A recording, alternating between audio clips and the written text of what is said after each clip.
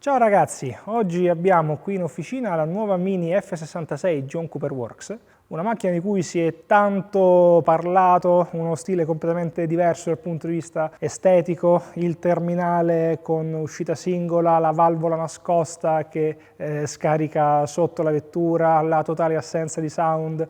Con questo video vorrei quindi spiegarvi innanzitutto le differenze dal punto di vista tecnico rispetto alla versione precedente e soprattutto potremo finalmente presentarvi i primi pacchetti di elaborazione per questa nuova piattaforma F66. Ovviamente oggi facciamo riferimento alla John Cooper Works perché è quella che abbiamo in sede, ma la configurazione di scarico e tutto quello che vedete vale praticamente allo stesso identico modo anche per la versione Cooper S. Cominciamo da alcuni concetti di base. Innanzitutto le nuove centraline, la nuova elettronica. Questo è il motore B48 di terza generazione. Non monta più elettronica Bosch, ma monta un'elettronica Vitesco, quindi Continental. Rispondiamo subito alla prima domanda che vi sarete fatti. È possibile mappare queste centraline? No. Attualmente non è possibile, non esistono neppure procedure di sblocco, quindi tutto il discorso della spedizione a Femto in Finlandia, eccetera, non è applicabile per queste nuove centraline, quindi allo stato attuale una vera e propria mappatura della centralina non è tecnicamente realizzabile. Questo significa che non possiamo fare nulla? Assolutamente no, ci sono comunque molte opzioni, sia per l'aumento di potenza come moduli aggiuntivi, ma soprattutto ci sono molte opzioni per il sistema di scarico per migliorare sia il sound sia l'estetica della vettura. Quindi iniziamo dallo scarico e andiamo a vedere innanzitutto le differenze dello scarico della nuova versione rispetto alle Mini F56. Questo che abbiamo qui davanti a noi è lo scarico intero della vettura completamente smontato e andiamolo ad analizzare più nel dettaglio. Su tutte quante le nuove versioni dei B48 il filtro antiparticolato non si trova più al centro della vettura, bensì è integrato nel downpipe, che è composto da due sezioni. In questa prima sezione, dalla prima lambda alla seconda lambda, abbiamo il catalizzatore. Invece nella seconda sezione, tra i due sensori di pressione, abbiamo il filtro antiparticolato. Veniamo quindi alla seconda domanda più frequente. Cosa c'è adesso sul centrale? Su questo centrale abbiamo il catalizzatore secondario seguito da un silenziatore. Che effetto ha il centrale libero su questa versione di scarico? Dai test che abbiamo fatto la differenza è ben poca, perché così come succedeva sulle BMW M135i, F40 e tutti i modelli correlati, quindi tutte le versioni che avevano già il filtro antiparticolato sul downpipe, purtroppo l'80% della limitazione sul suono arriva proprio dal downpipe originale. Quindi su questo modello l'opzione di rimuovere il filtro antiparticolato installando un centrale libero non è più percorribile. Veniamo quindi alla parte più discussa, come è fatto il terminale. Innanzitutto di base, come forma e come predisposizione, questo terminale è assolutamente identico alla Cooper S. Sulla Cooper S c'è solo questa uscita laterale. Sulla John Cooper Works abbiamo sia l'uscita centrale sia l'uscita laterale che in questo caso diventa valvolata. A cosa serve questa valvola? È una valvola che aumenta o diminuisce il suono? In realtà no, dai test che abbiamo fatto la differenza di suono tra valvola aperta e valvola chiusa è davvero trascurabile. Ora che abbiamo visto tutti i limiti dello scarico originale, la domanda è, senza mappare la centralina, cosa possiamo fare? Per questa piattaforma abbiamo già sviluppato un sistema di scarico completo composto da un pipe libero senza catalizzatore, centrale a scelta libero o preferibilmente, come in questo caso, con un catalizzatore 200 celle Euro 6, quindi rispetta la normativa antinquinamento e permette di passare la revisione, abbinato ad un terminale con valvola completamente diretto a valvola aperta e con un silenziatore molto silenziato a valvola chiusa. Questo ci permetterà di avere il massimo del suono disponibile quando la valvola è aperta, ma allo stesso tempo il massimo comfort acustico con una vettura quasi pari all'originale a valvola chiusa. Rispondiamo ora alle domande più frequenti. Prima domanda: come facciamo per le spie? Non si accenderà la spia motore se togliamo il filtro antiparticolato ed il catalizzatore originale? Normalmente la risposta è ovviamente sì. Come risolviamo questo? In primis per il filtro antiparticolato, così come per i modelli F56, è possibile utilizzare dei software originali BMW per la rimozione del filtro antiparticolato, senza che la vettura vada in recovery per la mancanza dell'OPF. Come si fa invece per la spia del catalizzatore? A questo scopo abbiamo messo a punto un emulatore, che qui vedete installato sul downpipe sulla seconda sonda lambda, che contiene al suo interno un microcatalizzatore di qualità elevatissima che riesce ad impedire l'accensione della spia.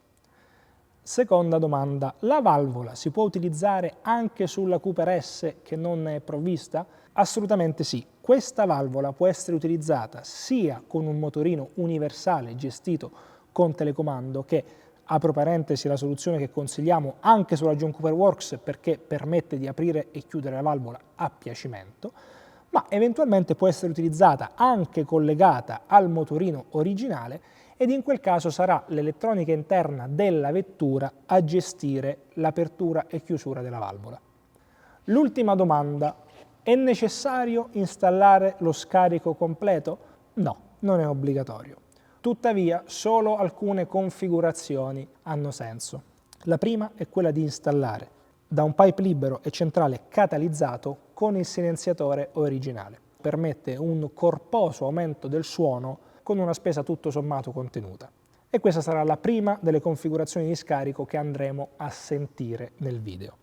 La seconda soluzione potrebbe essere invece quella di lasciare il downpipe originale con centrale libero e terminale con valvola. E grazie alla valvola, quando si vuole viaggiare, si riesce ad evitare qualsiasi risonanza. Tuttavia, la soluzione definitiva per restituire a questa vettura un suono degno è ovviamente quella di sostituire tutto il sistema di scarico esattamente nella configurazione in cui lo vedete qui nel video. Questa sarà l'ultima soluzione che andremo a sentire in questo video, dopodiché metteremo la vettura sul banco prova per andare ad analizzare anche gli incrementi prestazionali possibili con i moduli aggiuntivi. Facciamo anche una piccola premessa sui moduli aggiuntivi. L'hardware dei moduli che utilizziamo è prodotto da Seletron. Questo perché Seletron ci dà la possibilità di avere un modulo liberamente programmabile che possiamo calibrare su banco prova e quindi creare una curva di boost personalizzata con l'andamento dei giri. Per quello che abbiamo potuto vedere, questa tipologia di approccio è quella che garantisce i migliori risultati con la massima affidabilità.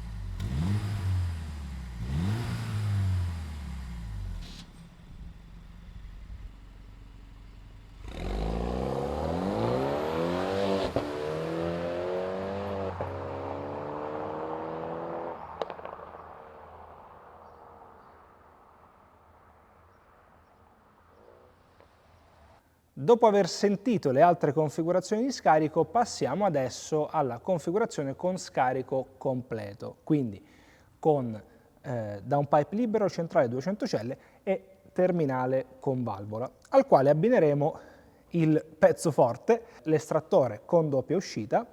Questo estrattore in particolare è un estrattore originale che è stato modificato, riprendendo esattamente lo stile delle alette di serie, ma creando lo spazio per alloggiare, in questo caso, un doppio finalino da 100 mm. Per questa vettura li abbiamo scelti neri, ma i finalini non sono altro che una cover del tubo di scarico, quindi se per vostro gusto preferite un colore differente, una forma differente, finalini in carbonio, qualsiasi altra cosa, in linea di massima qualsiasi finalino doppio da 100 mm può essere alloggiato sulla predisposizione del terminale che andiamo ad offrire. Andiamo ora sul banco prova per i test con il modulo aggiuntivo ed infine andremo a sentire il sound su strada.